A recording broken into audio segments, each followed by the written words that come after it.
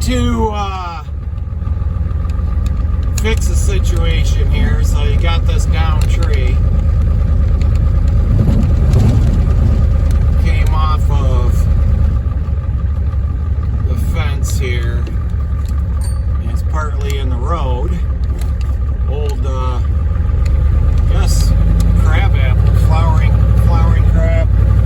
And I know it's going to happen. The road commission's going to come along and push it off the road into my fence. And what I've got here is an old, dilapidated perimeter stock fence that you can see right there. And there's high tensile hot wire on the inside, 2 strands. And then what these guys like to do, you know, they just come and push it. They're kind of stupid. They just push it on top of my fence, and then they'll push the woven wire along with it. They won't have the common sense just to cut it off. What I'm going to do is I'm going to cut it right there so that they can't push it, and take care of it that way.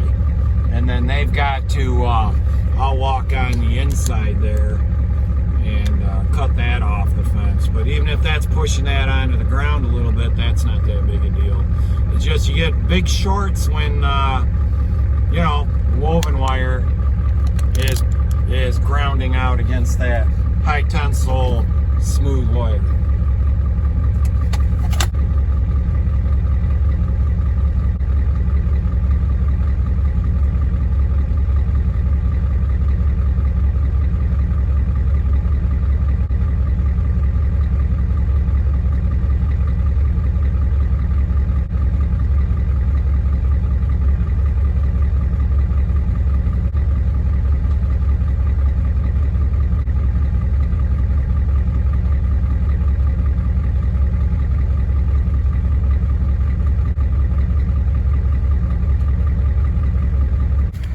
Yeah, and I'll come back when I've got a lot more saw with me and take care of this over here.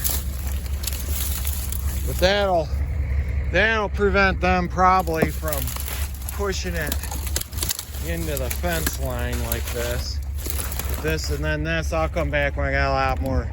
I just use that little electric saw right now. And I'll come back and get this cut off. But this is what happens, this old dilapidated stock fence, that gets pushed into that woven wire, and you got one hell of a short. Let's check a spring here, spring pond that I water a small group of feeder cattle out of. And this is the best way to water. You don't have to do a damn thing. It's making sure that water's still flowing right. Hell, you could still harvest some, there's some mint. You could still harvest mint. And, that's mint right there. Right there, that's mint. Get that focus. Yeah, here it is, late December. The mint still tastes great. And I guess if you wanted to, you could try. There's still some watercress here. Let's see what the water, I don't know. Well, if that's good at all, let me take a taste.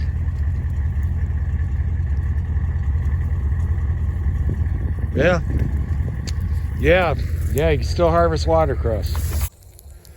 Yeah. Probably another easy way to water is just got a water pump pumping out of the lake. A little bit of ice here. Probably had a whole bunch of ice from last night, I guess. It's kind of slushy. It's been about 20 degrees every night, and it's about 25 now. So I got to go into my winter mode where I open up these weep holes, and what it does then, the water will drain down after the pumps turn off, and then a couple hours before sunlight, the timer kicks on. I start pumping water again, and then it starts spilling on top of that ice sheet and starts melting it. But if I don't have them weep holes open, it just stays up. Any extra water you start dumping in here in the morning on a full tank spills over the top and doesn't really flood this enough to melt that ice. Yeah, she's mooing to me right now.